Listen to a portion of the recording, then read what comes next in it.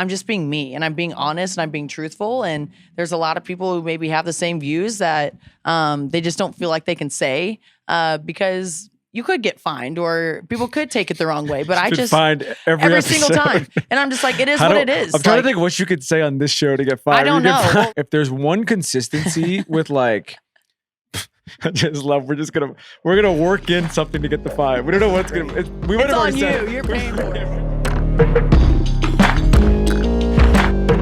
Welcome to a special Young Man in the Three, as always presented by 342 Productions and Wondery Media. Today's episode features Sophie Cunningham, my friend and a guard for the Indiana Fever. We taped this last Tuesday before Game 2 of the Dream Fever playoff series, downtown Indy. Sophie, as always, an amazing guest. Loose cannon probably does not do her justice. She lets it fly on her own show. She lets it fly in media. She lets it fly on social media, TikTok. And she definitely lets it fly here. Thank you to her for joining us, especially in the playoffs. And thank you to Commission Row in downtown Indy for hosting us for this episode. Today's episode of The Young Man in the Three is brought to you in partnership with Quest Nutrition. Succumb to great tasting snacks packed with protein. Quest, big on protein, low on sugar, huge on flavor. Let's get into today's show with Sophie Cunningham. Got a big episode today, live from downtown Indianapolis. Podcaster extraordinaire, sniper. We could just go down the list. We don't even have to. Different now member of the Missouri Hall of Fame, Sophie Cunningham. That's why my voice is a little hoarse. I had a little bit too much celebrating at the Hall of Fame, but I'm good. I'm happy to be here. All right, let's talk about that first. How was it? It was fun. It's so weird because I loved it because everyone came back together, old teammates, friends, family.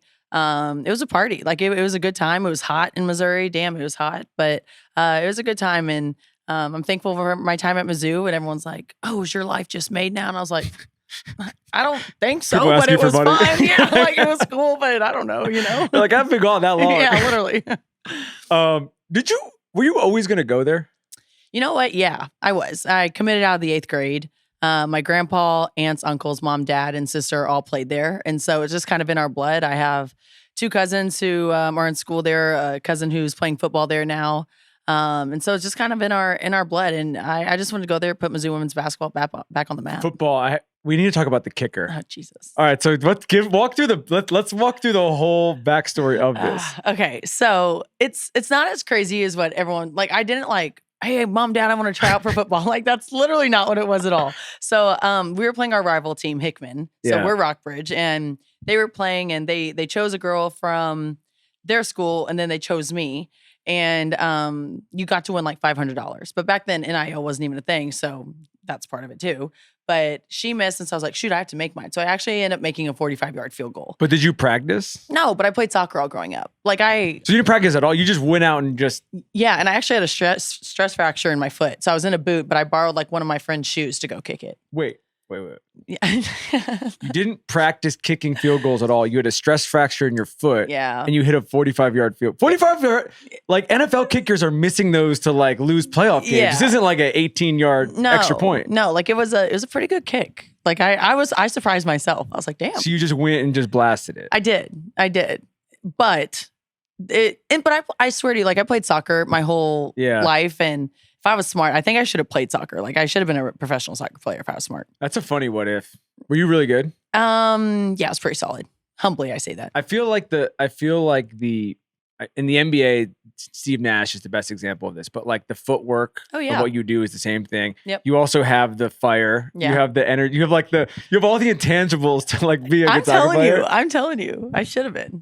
So you kicked the field goal. Did you do any more, or like that was it? No, that was it. So then that same game, one of my best friends, Matt Troyer, he was the kicker. He's like one of our star players. He actually blew out his knee. Yeah. And so they had one more game, then they had playoffs, and they're like, hey, we need someone who can kick the ball. And so our coach came up and they're like, hey, Soph, do you want to be our kicker? And I was like, yeah, like thought he was kidding. He's like, no, seriously, like we need a kicker. I was like, you can't find anyone else out of this big ass high school that can't kick. And they're like, no, like we want you to kick. So I was like, why not? And so I went out there. It was like homecoming.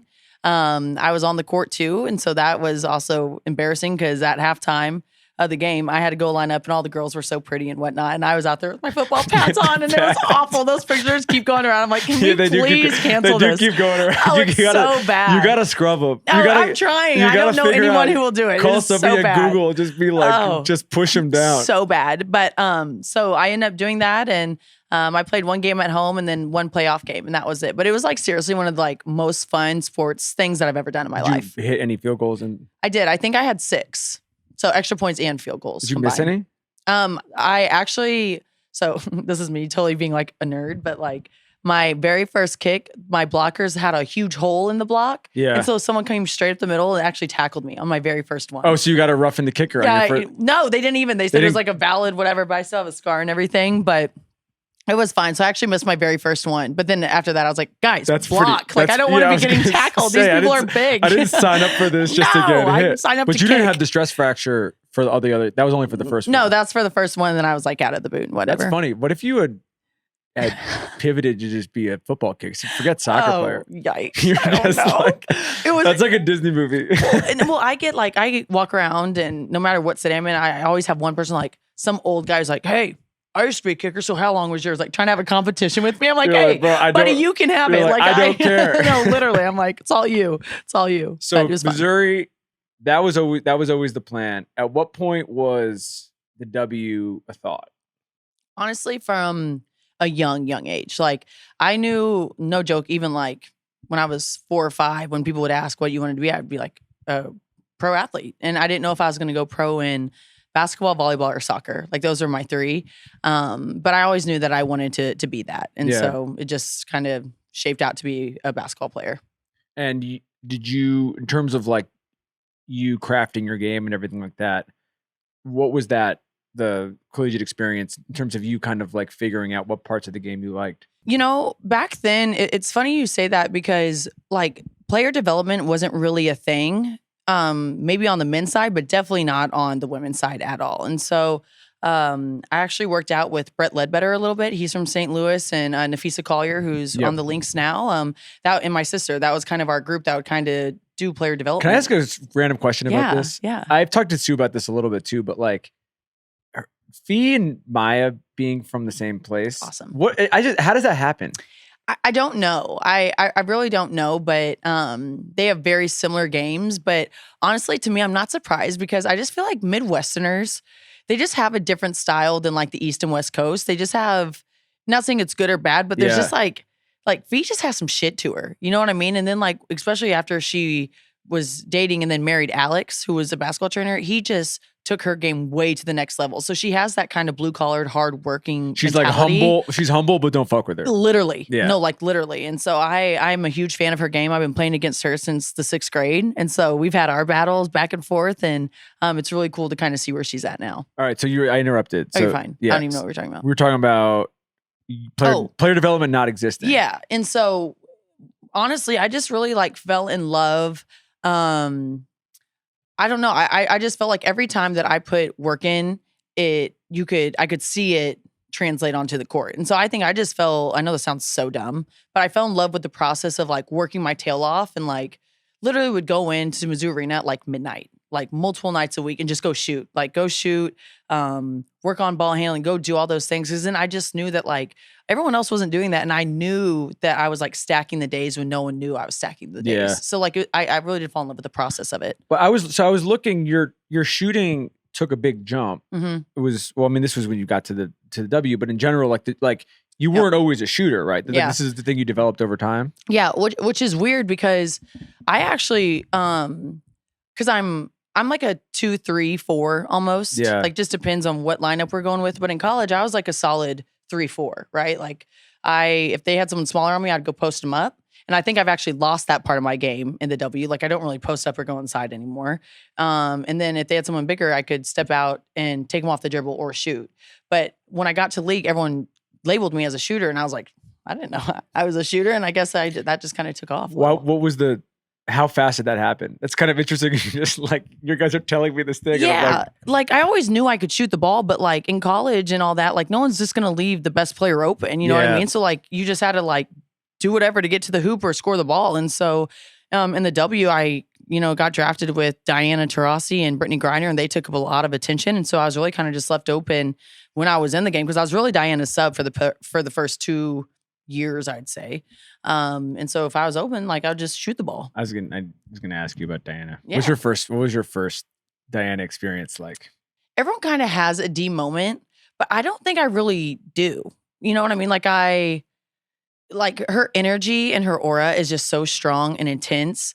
But like I've gotten to know her for the past 7 years and we are good friends now. And she's so intense, but I think she does that because she has one of the biggest hearts and she feels everything. For sure. And like, I love everything about her. I'm a sponge.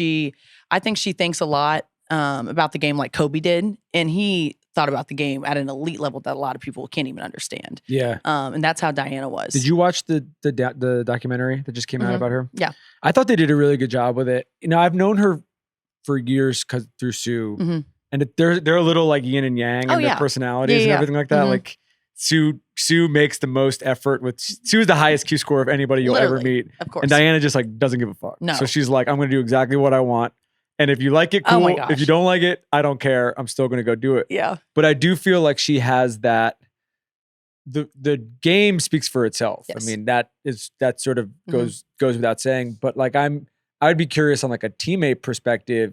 She feels like one of those people that, like you mentioned, Kobe, of just like, I'm going to basically be watching you to make sure you're living up to my standards. Yep. And once you live up to my standards, then I'm going to treat you differently. And if you don't, I don't even have to yell at you. I'm just going to ignore you. You hit it spot on. And I think that's one thing that I have really learned how to do. And I credit her for all of it is like how to become a pro because I know I got her at the end of her career, which I would have loved to see her in her prime of just like her, because I know that her mentality and the way she like came about things was the same, but it was just different, right? Like she was getting older and all that type of stuff, but she came in every single day. She got her lift in, she got her rehab in, she got her shots in, and it didn't matter. Like if it was an off day, she was still doing it. And I think once I started to develop that and copy her, that's when she started like took me under her wing a little bit more because she's like, okay, now you're starting to like, this is what it takes. It's crazy. I feel like she could still play. I thought you guys should have signed her this summer. she could 1,000% still play. That's the thing is like, it's when she's on. She scored her 10,000 points. What was it last year? Yeah. Like she got Team USA last year. She is still so damn good. And I think that's what that's what's hard for her too. Cause she knows she could still be out here. You know what I mean? And so shit, what if she came out of retirement? That's what crazy. I was like. I thought that we'll get to the sort of current stuff later, but like when you're literally signing people off the street to play point guard because everyone's going down left and right. Man. Caitlin was recruiting Sue. She wanted Sue to play. Sue's like, I'm done. I have a media empire. D would have been awesome though. It would have been such a good, that would have been like a movie too. It's like the grizzled vet coming in off honestly, that and just like showing these like younger bucks what it takes to win a championship and like what it takes to become the GOAT. Like I'm telling you, I've heard things and see things that she does that I'm just like, wow. You know what I mean? I don't get starstruck, but when she does certain things, I'm like, damn. Did she ever, when you were your first couple years, did she ever have a particular play or anything like that you were like? You know what? Yes, there's so many that you can't even really like. It's just like D things. But I think something that I will never forget is like the refs. She could literally say anything and everything, and they just couldn't do anything about it because they know that she's the GOAT. Like it was fucking awesome. You're like, how do I get to that point? Oh my gosh. I don't even know if I want to get to that point because like this is coming from me. There are some things that she would say and I was like mouth open. I was like, oh my gosh. I was like, D, you cannot say that. And she would just go in on him. I was like, oh my gosh. The stories about her on the shit talking on Team USA with the dudes are like all to the point. They're all to the point where like people just stop fucking with her. They were like, just don't say anything to her because like, by the way, she's like better than she's the GOAT. So she's gonna, if you get into something with her, she like has the resume and she's a elite Hall of Fame shit talker. Well, it's that, but she's just like so intelligent and witty that like you think you got her, but she comes back like that. Like it's just her mouth backs up her game and her game backs up her talk. Do you feel like now you're like kind of a vet? Yeah, it's weird. Like, do you feel like you're like learning to be a vet more? Yeah, I don't feel old, which is weird. But I know I'm getting old. I'm 29. Oof. But I enjoy it though, because you see, I think this is the most talent that the W has ever seen.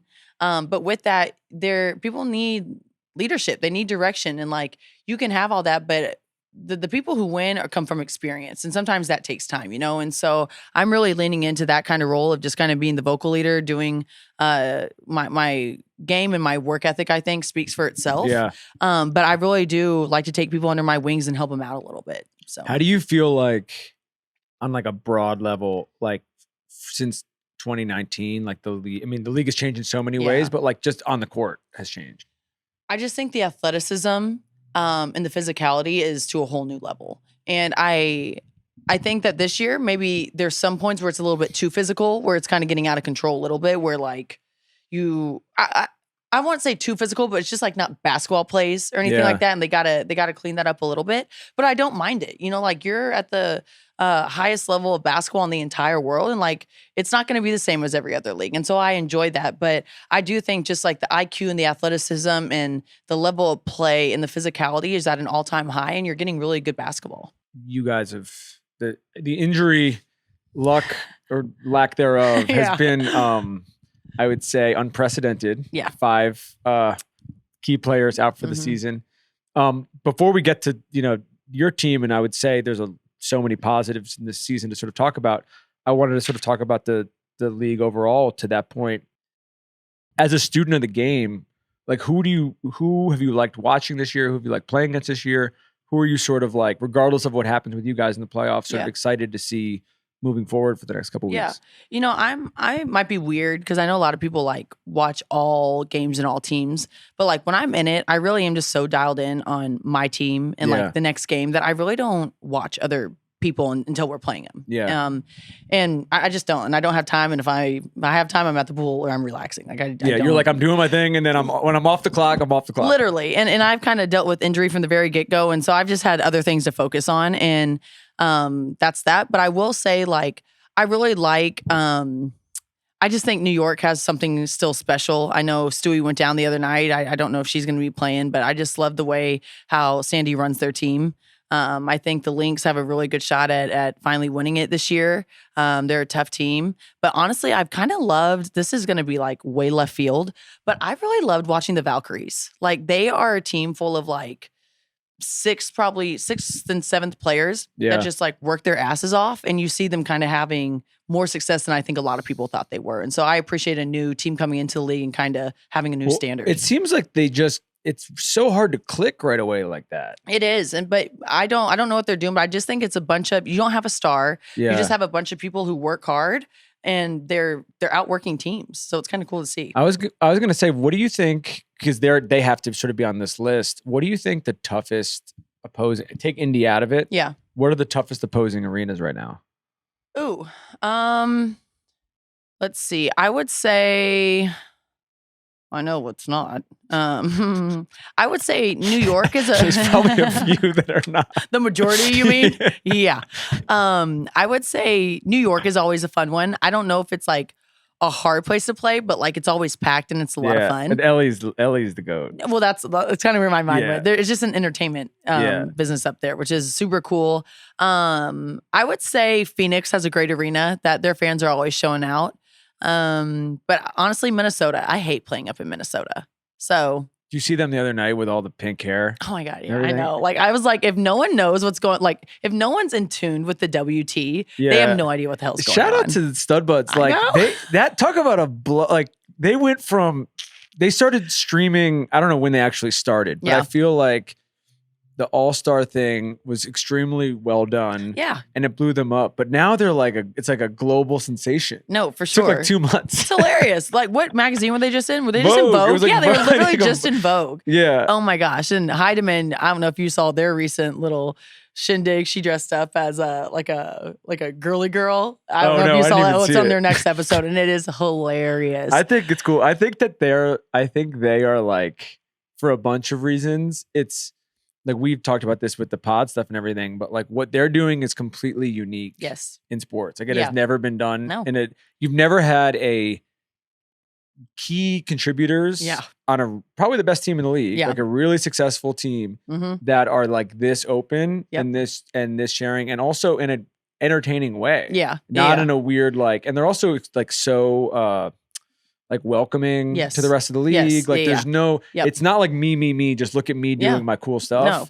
It's sort of like a weird spotlight onto everybody. Well, and I want to I think that the league has done a great job, and really kind of Minnesota and Cheryl, because Cheryl's known for being, textbook kind of old school. Yeah. But she has really allowed her players to be them and have that confidence to do what they want to do off the court. And I think that when you have that confidence to have a kind of a life outside of it and it's happy and it's fun, you produce on the court because you're living your best life. And so I want to shout out Cheryl and Minnesota for kind of letting those two do their thing. But it's cool. It's like you mentioned Fee before. It's like you have somebody, maybe the MVP, but just a monster, a complete, you can run everything through her. She does everything on both ends. And then you have all of these pieces around that just fit. Yeah. So everyone knows their role. So but I think that it takes people to embrace that, because season, it can get brutal. It can get, you can feel the grind, but when you have different personalities, you kind of make things light and make things fun and funny and tell people to kind of chill out while you're kind of getting your ass kicked a little bit throughout the season. Yeah. I just think that you need all those types of vibes. I will also say, who knows by the time this comes out, if this will be the case, the Aces winning 16 in a row is pretty gnarly too. Insane. That's another thing that doesn't really happen. No, I think they're one game away from breaking the record. Of I think it's 18. Is it? Yeah. Man, everyone kind of thought they were going downhill, but I don't know what happened where they turned that stuff around. Well, it seems like perhaps unsurprisingly, when you get a bunch of new players, maybe you're not going to figure it out right away. Takes time. But you just start, with the talent over there, it becomes a thing where you're when you figure it out. I just am I can't believe they haven't had an off night. Nope. You would have one thing where you would have one stinker. Yeah. That you probably should have, that you would want to get back, but they've just been rolling. Well, all of our, a lot of our staff wanted to play the Aces instead of Atlanta, and I was like, hell no. I was what are you guys talking about? I was even if they have one off night, whatever, they have won championships after championships, and you have the reigning MVP 3 or 4 different times. We don't want to, we want Atlanta. You know what I mean? I was we do not want Vegas. So when you decided to come here, I went to a bunch of the games here last year. It's obviously it's created an amazing environment here, everything like that. Pre-MASH unit. Yeah. What did you sort of enjoy the most about this experience? About finally being here? Yeah, just everything that and I will say, I want to preface this, and I would also say I think it's super admirable that we're even sitting here and there's a playoff game tonight, and we'll see what happens, because this team had every excuse to miss the playoffs. Dude. If you guys have missed the playoffs, no one's going to be they'd be yeah, just one of those years. And even getting in, even beating LA, getting into the playoffs, beating basically a healthy LA team to get in is crazy. Yeah. I think it's crazy because after DB left to go to Phoenix, which is totally fine. Our core, that I'd say our core is I know it was Caitlin, Kelsey, me, AB, and Tosh. That was the highest percentage of offense, and it was the highest in the whole league. And all of us only got 22 minutes together this whole season.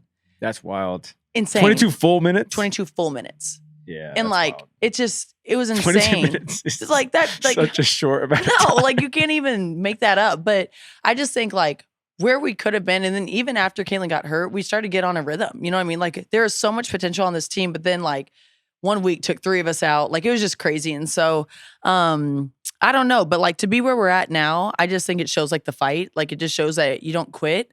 Sometimes you just have to know, some people are frustrated. It's hey, reality is we have 6 new people on here who just came from overseas, and they don't know, they haven't been here all year. So you just kind of have to work it out. But overall, I have loved it. This basketball stage that we're playing on is above any other team right now. Yeah. Our fans, no matter where we go, we're going to the biggest arenas. We have more fans than they do. It is insane, but it has been so much fun. And Indy's a crazy basketball state. Insane.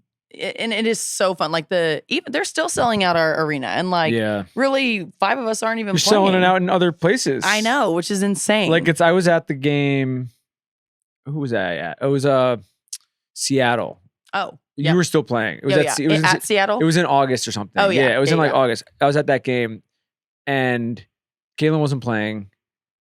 And I would say, and Seattle's a good fan base and a good team. Yeah. And it was 70-30 Indy fans in Seattle. That's how it always is. Like, I'm telling you, I have never, and like I played with D. Like and BG and everything that she went through the past like 3 or 4 years. Like, I've been with players who've gotten a lot of attention, and this is just, you can't even explain. Well, I think it's just it's kind of a perfect storm of like, obviously Caitlin has just been a magnet like this since college, but then you also combine this fan base already, which probably wanted to be like this. And so it gives them an excuse. But I would say that like, I mean, you're going to be like humble, but I would say that you're like so like a bunch of the other players in the team and their own kind of individual personalities also add to it, you know, because it creates this environment where it is a little bit like, for better or for worse, like people are going to be talking about you guys. Yeah. And so there is an energy that comes with that. No, 1,000%. And I think that's what makes it fun. You know what I mean? Like, everyone is their own unique person. And when we were all healthy, it fit and people hated to play us. But like, even our last playoff game in Atlanta, like, it was physical. And like, it was too physical at times. And I had probably, no joke, 20, 25 people coming to me. They're like, we knew if you were playing, you would have gotten in a huge fight tonight. And I'm like, oh gosh. I was like, is that the reputation I'm really having nowadays? I was like, well, good thing I'm not then, you know? But it was just so funny. Like, yeah, no, for real. So it's like, it's just funny what everyone expects from certain players now. Hear that? That's the voice of temptation. And Quest Nutrition makes it so worth giving in. I've been succumbing to their protein bars during our long recording sessions, and they taste like pure indulgence. I'm obsessed with their chocolate chip cookie dough protein bars. Obsessed. They're my go-to during our marathon recording sessions. And don't even get me started on the protein chips. The cheesy flavor is irresistible. I literally have to hide them from myself and from Richie, who tries to steal them in the studio, or they'll disappear in one setting. Quest has this whole lineup of forbidden flavors that make giving in feel so good. Those rich, chocolatey protein bars, those irresistibly crunchy chips, these velvety smooth protein milkshakes, and here's the plot twist. They're all packed with protein. Quest, big on protein, low on sugar, huge on flavor. It's basically cheating. Shop Quest on Amazon at amazon.com/Quest Nutrition. Do you think you can coach toughness? No, I don't. I think that it's a mentality, and you can always work on your mental. And so I think that people could get there maybe, but the toughness that you actually need to be successful in this league, to last in this league and to kind of put a mark on this league, you can't. It just has to be within you. Yeah, that's always the. I mean, it's depending on the sport. I feel like it manifests itself in different ways, and obviously there's like physical toughness and mental toughness and everything like that. But I'm always curious about that with like, even when you're talking about playing multiple positions, of like, at the end of the day, you're like, there's a level of physicality that has to come with what you're doing. Sure. And it has nothing to do with your actual skill. No. It's like inside you. Yeah. And I do think that a lot of people who have lasted a couple years in this league, they have that, right? Yeah. Because I'm telling you, you could be a great athlete, but if you don't have that toughness or that mentality, like, teams just don't, you're not in the league because you can't handle that. And I'm not saying that's a good or bad thing. I just think sometimes it's unfortunate, because if they did have that, they would be so successful in this league. I've had this conversation on the NBA side before about your, like, I think we called it like foxhole. You're like, from a pure, not a talent standpoint, not like who are your 5 best players. Yeah. Your 5, like, oh, these are my like dogs I'm going to war with. Shit. That is a great question. If I could just go through a lot of people, but I would definitely pick Asia. I would definitely pick Fee. I don't even, and these might be all kind of the same position. So it is funny though. That's like, I wouldn't always say that, like, if we're doing this in the NBA side of things, I don't think you're picking the MVP candidates. No. Like, love Shea, no disrespect to Shea. No. Shea's not on that list. I know. Shea deserves an MVP. Yeah. Shea's not one of the, he has teammates who are on that list, but he's not the guy that is, he wouldn't even put himself on that list. I know. And it's so weird, because when I think about like actually going to war, like having people who are tough and like, maybe they're not the most skilled, or like they don't score the most points, but like every team needs that, like that dog. But like both of those are dogs. You know what I mean? So you need 3 more. Okay. I would go, I'd probably go AT. Alyssa Thomas. She's just tough, man. I would go. I kind of feel like I would like Alicia Gray. She had an amazing season. She does. She hasn't she? Yeah. Yeah. Because I don't think. I mean, maybe I'm wrong. It doesn't feel like people. Feels like they snuck up on people. No, they have, and I just think she's like a silent assassin. Like she doesn't do too much. She's not loud in what she does, but like she's had a hell of a season. And I think another one I would pick Kelsey Mitchell. She's just on a whole nother planet right now. She's been going crazy. Yeah. She's just a bucket. Yeah, she just is like we'll see what happens tonight. Literally no one can stop her. There's no scheme, no nothing. Like if you watch our games, no one can stop her. It's been awesome to watch. And it's like everyone knows because the 22 we don't minutes really thing. have a lot of options to go to right now. The 22 minutes thing is nuts. It reminds me of when Katie and James and Kyrie were on the Nets and the whole time they only played 13 games together. It's insane. But you're also like, that's still 13 games. Like, this is 22 minutes, like total. That is it's insane. I mean, it explains it. It's like disgusting, actually. Like we think about it, we're like, what the hell? It's the headline of the whole year. It's awful. What did you learn about Caitlin as a teammate that you didn't know? She's just a big kid. You know what I mean? Like she is so phenomenal and so elite at her craft. A generational talent. I don't think I have to hype her up anymore. In fact, we need to get her head a little bit down, and that's what I've done. Down a little bit. No, we've had a fun relationship so far, but really, she I don't know. She loves hard. But at the end of the day, she's like one of my little cousins. She's the age of them. She acts like them. I'm just like, dude, you're a dweeb. Like you were the biggest dork I've probably ever met, and just somehow you know how to shoot from far out. So, and you're really great at passing. So. Yeah, she has the thing you were describing.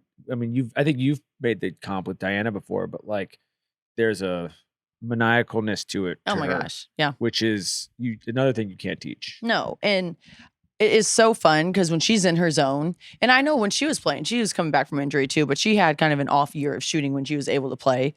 And I think that's normal. Like you're never just gonna always be up here, you know what I mean? But when she was locked in, like it was so fun to watch her play because she was 4 steps ahead of everyone else. She was, hey, we need to run this so we can do this. And then defensively, if you do this, like she's on a whole nother level. And so it was really cool to kind of see how her brain works when you're in the fight with her.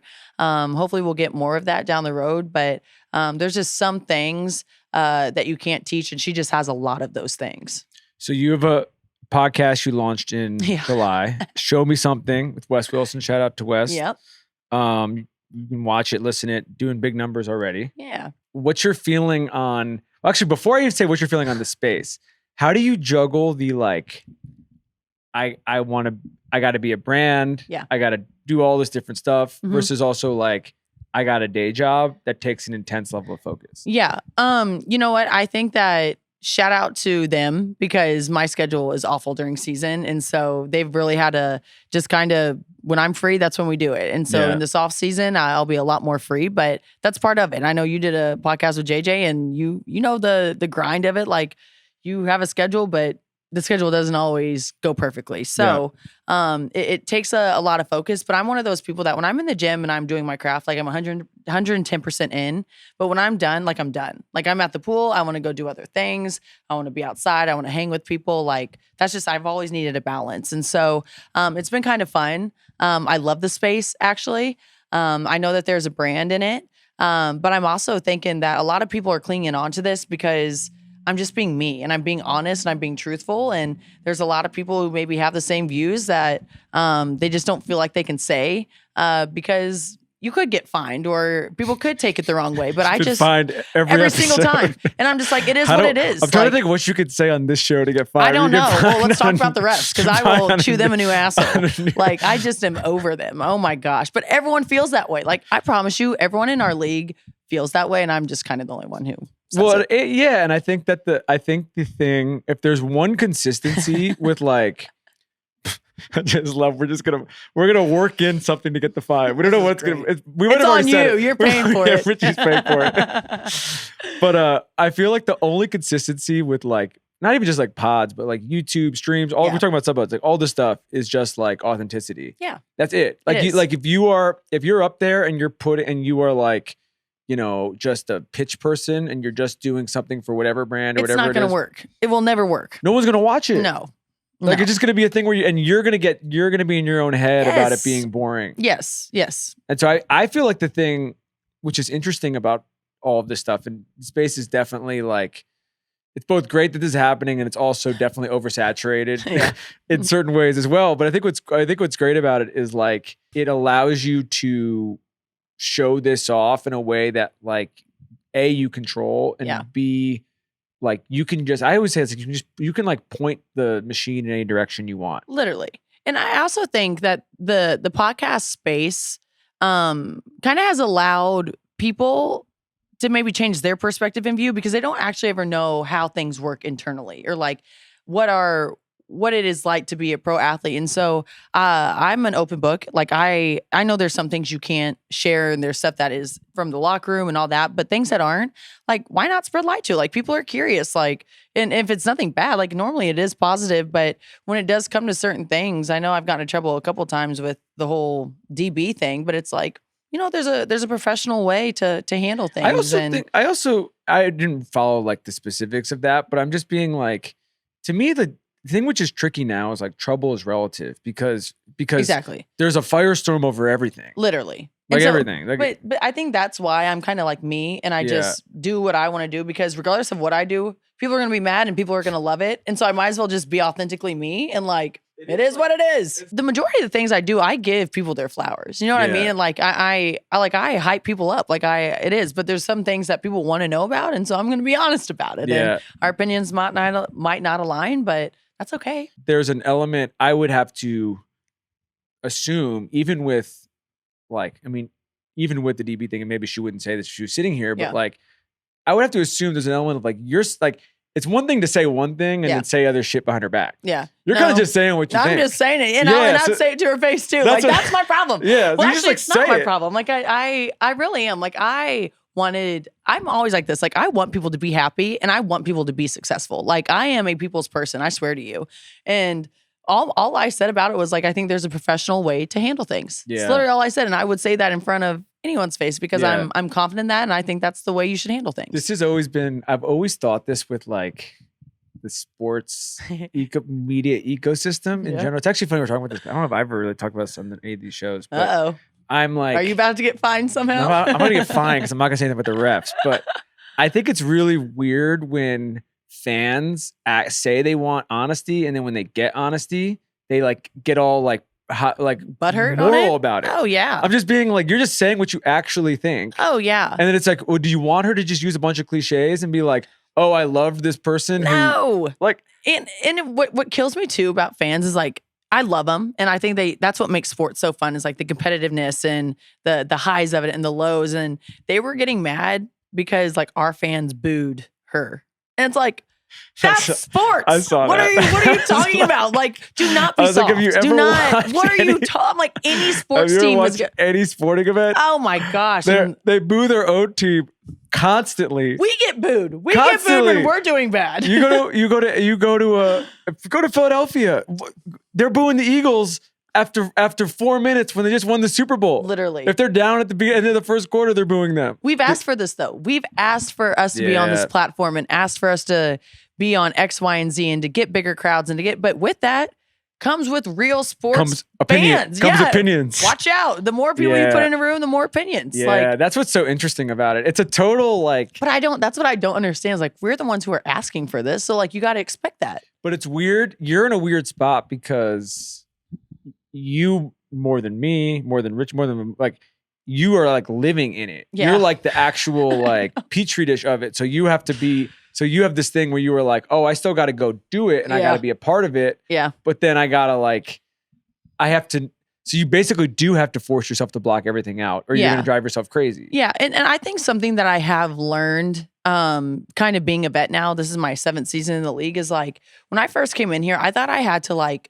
be a certain way and please everyone and be nice and it's like, no, actually I can be myself and like I can be respectful and be nice to people, but not everyone has to like me. You know what I mean? Like I can be myself and that I think has helped me off the court stuff that has helped me on the court stuff be more successful and be more confident and happy because I'm just me. I don't feel like I have to be everyone's cup of tea. I feel this way about, I really like him. He may not be for everybody. I feel this way about Draymond. Where I'm like, I don't mind Draymond. I love Draymond. I think Draymond is like a basketball genius. Yes. And I think that he is somebody, he is, at the end of the day, he plays so many roles for that team, especially defensively, but on both sides in terms of like table setting on offense too. But he's also like, if anyone fucks with Steph, he's like, I'm going to kill you. Yeah. He's like, I'm Steph's protector. Yeah.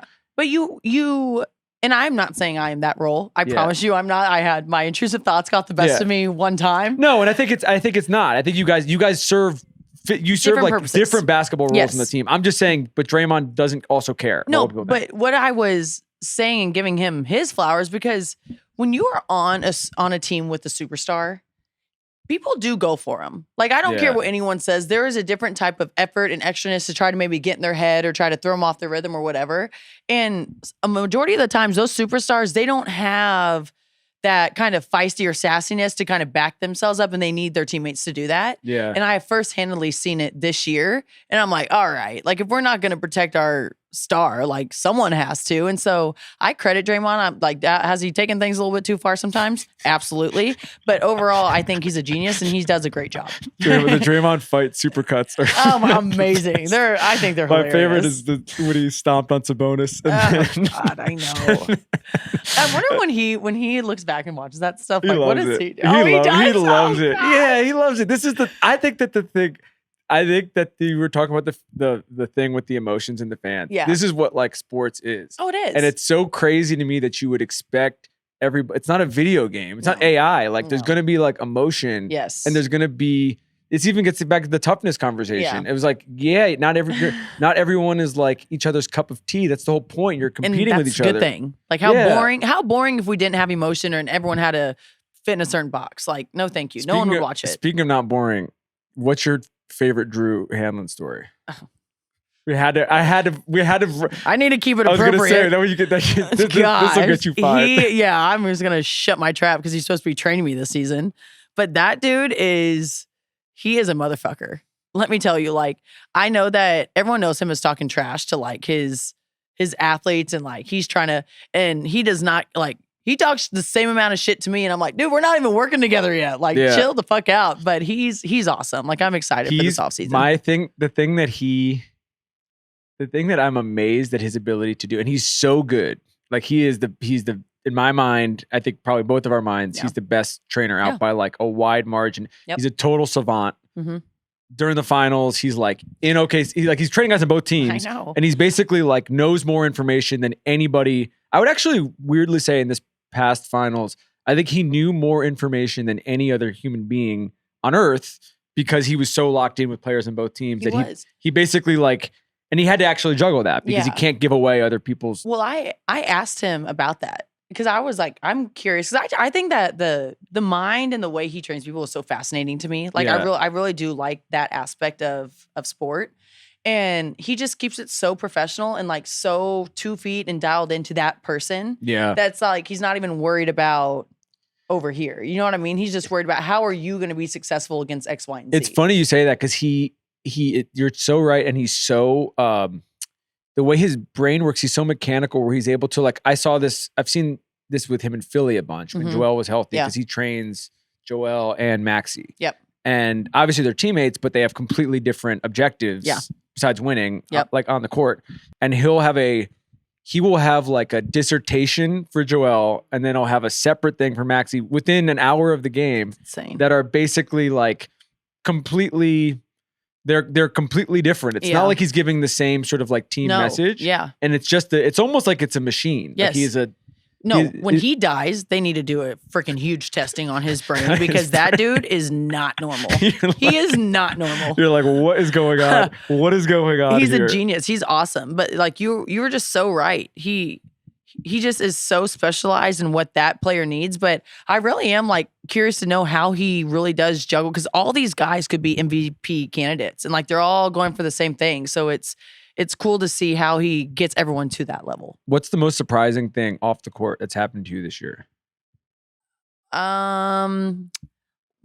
blew up on social medias, but I think maybe my stalker situation has really at an all-time high as well. Did you want a positive thing or a negative thing? I mean, laugh to keep from crying. I'm scared. Are you guys gonna walk me back when we're done here? I was gonna say we're gonna walk.